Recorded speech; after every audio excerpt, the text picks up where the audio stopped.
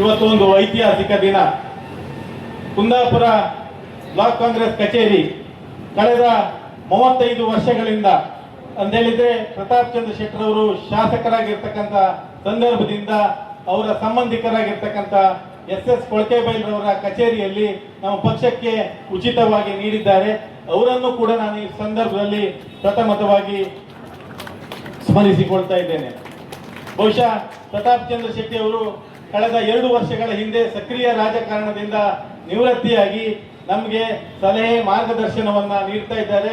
ಅವರನ್ನು ನಾನು ಈ ಸಂದರ್ಭದಲ್ಲಿ ಸ್ಮರಿಸಿಕೊಂಡು ಬಹುಶಃ 2003ರಲ್ಲಿ ಶ್ರೀ ಬಿ ಹಿರಿಯಣ್ಣರವರು ಹಾಗೂ ದೇವಕ್ಕೆ ಸಣ್ಣಯ್ಯನವರು ಪುರಸಭಾ ಅಧ್ಯಕ್ಷರಾಗಿರ್ತಕ್ಕಂಥ ಸಂದರ್ಭದಲ್ಲಿ ಈ ವೇದಿಕೆ ಹಿಂದೆ ಇರತಕ್ಕಂಥ ಒಂದು ನಿವೇಶನ ಗುರುತಿಸಿಕೊಂಡು ಬ್ಲಾಕ್ ಕಾಂಗ್ರೆಸ್ನ ಕಚೇರಿಗೆ ಅರ್ಜಿ ಸಲ್ಲಿಸಿದ್ರು. ತಾಂತ್ರಿಕ ಕಾರಣದಿಂದ ಆ ಸಂದರ್ಭದಲ್ಲಿ ಆಗಿರಲಿಲ್ಲ. ನಂತರದಲ್ಲಿ 2013ರಲ್ಲಿ ಅದೇ ಜಾಗದಲ್ಲಿ ಶ್ರೀಯುತ ಮಲ್ಯಾಡಿ ಶಿವರಾಮ್ ಶೆಟ್ಟರು ಬಹುಶಃ ಅವಿರತವಾಗಿ ಪ್ರಯತ್ನ ಮಾಡಿ ಈಗೊಂದು ಕಚೇರಿ ಕಟ್ಟಡಕ್ಕೆ ಪ್ರಯತ್ನ ಮಾಡಿದ್ರು. ಆಗ ಸಂದರ್ಭ ಕಾರಣದಲ್ಲಿ ಸ್ವಲ್ಪ ತಾಂತ್ರಿಕ ಅಡಚಣೆಯಿಂದ ಈ ಒಂದು ಮಂಜೂರಾತಿ ಆಗಿರಲಿಲ್ಲ. ಆದರೆ 2021ರಲ್ಲಿ ನಾನು ಬ್ಲಾಕ್ ಕಾಂಗ್ರೆಸ್ನ ಅಧ್ಯಕ್ಷನಾಗಿರುವಂತಹ ಸಂದರ್ಭದಲ್ಲಿ ಎಲ್ಲ ಕಡತಗಳನ್ನು ತಯಾರಿಸಿ 2022ರಂದು ಕುಂದಾಪುರ ತಹಶೀಲ್ದಾರ್ ಅವರಿಗೆ ಕಳಿಸಿ ಈ ಒಂದು ಮಂಜೂರಾತಿಗೆ ನಾನು ಪ್ರಯತ್ನ ಮಾಡಿದೆ. ಈ ಪ್ರಯತ್ನದಲ್ಲಿ ನನಗೆ ಅಹರ್ನಿಶಿ ದುಡಿದವರು ಬಹುಶಃ ಅನೇಕರಿದ್ದಾರೆ.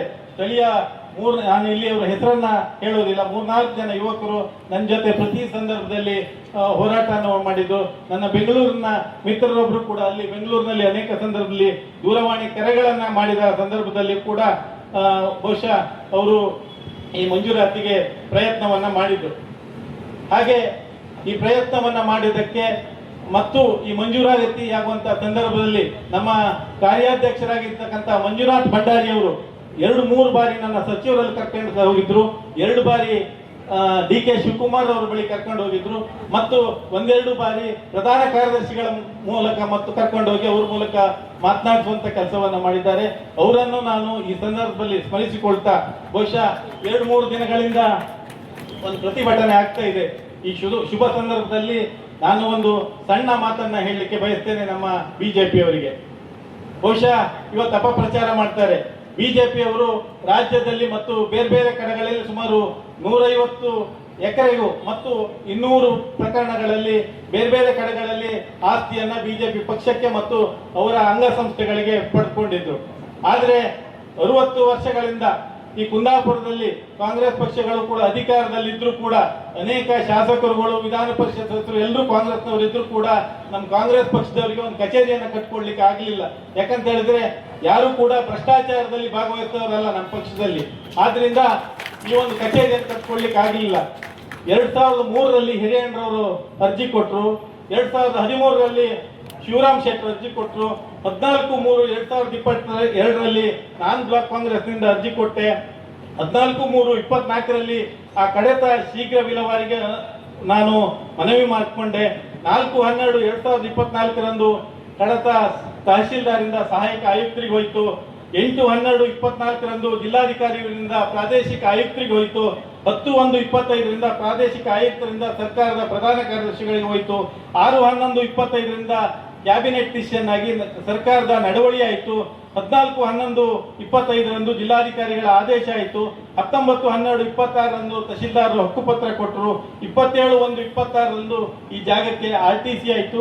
ನಂತರ ನಗರ ಯೋಜನಾ ಪ್ರಾಧಿಕಾರದ ಅನುಮತಿ ತಗೊಂಡಿದ್ದೇವೆ ಮತ್ತು ಈ ಖಾತೆಯನ್ನ ಮಾಡಿಕೊಂಡಿದ್ದೇವೆ ಮತ್ತು ಕಟ್ಟಡದ ಅನುಮತಿಯನ್ನು ಕೂಡ ನಾವು ಪಡ್ಕೊಂಡಿದ್ದೇವೆ. ಇದೆಲ್ಲವೂ ಕೂಡ ನಾವು ಕಾನೂನುಬದ್ಧವಾಗಿ ಭಾರತದ ಸಂವಿಧಾನದ ಅಡಿಯಲ್ಲಿ ಮತ್ತು ಕರ್ನಾಟಕದ ಭೂಕಂದಾಯ ಅಧಿನಿಯಮದಲ್ಲಿ ನಾವು ಮಾಡಿಕೊಂಡಿದ್ದೇವೆ. ಆದರೆ ಭಾರತೀಯ ಜನತಾ ಪಕ್ಷದವರು ಕಳೆದ 3-4 ದಿನಗಳಿಂದ ಇದೇನೋ ಇವರು ಕಾಂಗ್ರೆಸ್ನವರು ಪುಂಡ್ರು ಪೋಖ್ರಿಗಳು ಅನ್ನುವಂತ ರೀತಿಯಲ್ಲಿ ಸಾಮಾಜಿಕ ಜಾಲಗಳಲ್ಲಿ ಬರೆದು ಕಾಂಗ್ರೆಸ್ನವರನ್ನ ಮತ್ತು ವೈಯಕ್ತಿಕವಾಗಿ ನಮ್ಮ ನಾಯಕರುಗಳನ್ನ ಅವಮಾನ ಮಾಡುವಂತ ರೀತಿಯಲ್ಲಿ ಭಾರತೀಯ ಜನತಾ ಪಕ್ಷದವರು ಮಾಡಿದ್ರು. ಇವತ್ತು ಬೆಳಿಗ್ಗೆ ಕೂಡ ಅವರು ಪ್ರತಿಭಟನೆಯನ್ನ ಮಾಡಿದ್ರು. ಅವರು ಇದೇ ಜಾಗಕ್ಕೆ ಅರ್ಜಿ ಕೊಟ್ಟಿದ್ರು, CPIM ಅವರು ಇದೇ ಹಿಂದಿನ ಜಾಗಕ್ಕೆ ಅರ್ಜಿ ಕೊಟ್ಟಿದ್ರು. ಅವರಿಗೆ ಆಗ್ಲಿಲ್ಲ, ಅವ್ರಿಗೆ ಮಾಡಿಸ್ಕೊಳ್ಲಿಕ್ಕೆ ಆಗ್ಲಿಲ್ಲ, ಅವ್ರದ್ದು ಸರ್ಕಾರ ಇತ್ತು. ಮತ್ತೊಂದ್ ಕಡೆ ಹೇಳ್ತಾರೆ ಇದು ಸಾರ್ವಜನಿಕ ಆಸ್ತಿಯಾಗಿದೆ. ಹೌದು, ನಮ್ಗೆ ಗೊತ್ತಿದೆ, ಕಂದಾಯದ ಆಸ್ತಿ ಇದು. ಇದರಲ್ಲಿ ಬೇರೆ ಬೇರೆ ಕಡೆಯವರು ಅರ್ಜಿ ಕೊಟ್ಟಿದ್ರು, ಯಾರು ಕೂಡ ಮಂಜೂರಿ ಮಾಡಿಸ್ಕೊಳ್ಲಿಕ್ಕೆ ಆಗ್ಲಿಲ್ಲ ಅವರಿಗೆ. ಆದ್ರೆ ಅವಿರತ ಶ್ರಮದಿಂದ ನಾವು ಹೋರಾಟದಿಂದ ನಾವು ಮಂಜೂರಿ ಮಾಡ್ಕೊಂಡಿದ್ದೇವೆ. ನಾವು ಒಂದು ಓವರ್ ನೈಟ್ ನಲ್ಲಿ ಈ ಮಂಜೂರಿ ಮಾಡಿಸ್ಕೊಳ್ಳಿಲ್ಲ.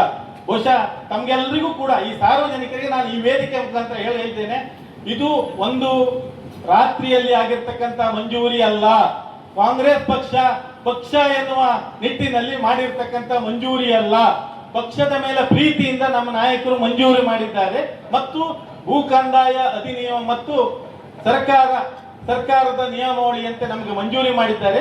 ನಾವು ಅದಕ್ಕೆ ಕಟ್ಟಬೇಕಾದಂತ ಹಣ ಕಟ್ಟಿದ್ದೇವೆ.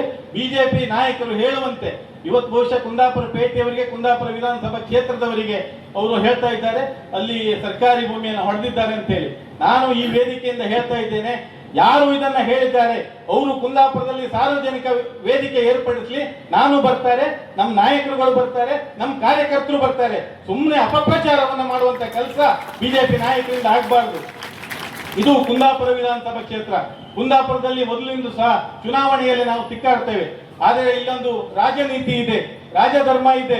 ಇಲ್ಲಿ ಶಾಸಕರಾಗಿರ್ತಕ್ಕಂಥವ್ರು, ಜನಪ್ರತಿನಿಧಿಗಳಾಗಿರ್ತಕ್ಕಂಥವ್ರು, ಈ ಮಣ್ಣಿನಲ್ಲಿ ಹುಟ್ಟಿರ್ತಕ್ಕಂಥವ್ರು ರಾಜಧರ್ಮವನ್ನ ಪಾಲನೆ ಮಾಡ್ತಿರ್ತಕ್ಕಂಥದ್ದನ್ನ ನಾವು ಕುಂದಾಪುರ ಜನತೆ ಕಂಡುಕೊಂಡಿದ್ದೇವೆ.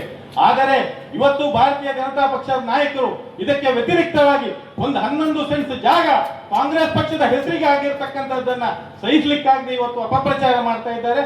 ಬಹುಶಃ ಈ ಅಪಪ್ರಚಾರ ಮಾಡುವವರಿಗೆ ನಾವು ಮುಂದಿನ ದಿನಗಳಲ್ಲಿ ಕಾಂಗ್ರೆಸ್ ಪಕ್ಷದವರು ತಕ್ಕ ಉತ್ತರ ಕೊಡ್ತೇವೆ. ಜನರಿಗೆ ಸುಳ್ಳು ಮಾಹಿತಿ ಏನು ಕೊಟ್ಟಿದ್ದಾರೆ, ಆ ಸುಳ್ಳು ಮಾಹಿತಿಯ ಸತ್ಯವನ್ನ ನಾವು ಎಳೆ ಎಳೆಯಾಗಿ ಬಿಚ್ಚಿಡ್ತೇವೆ ಅಂತಕ್ಕಂಥ ಮಾತನ್ನ ಹೇಳಿ ಅವಕಾಶಕ್ಕಾಗಿ ವಂದಿಸಿ ನಾನು ಮಾತನ್ನ ಮುಗಿಸ್ತೇನೆ. ಜೈ ಕಾಂಗ್ರೆಸ್.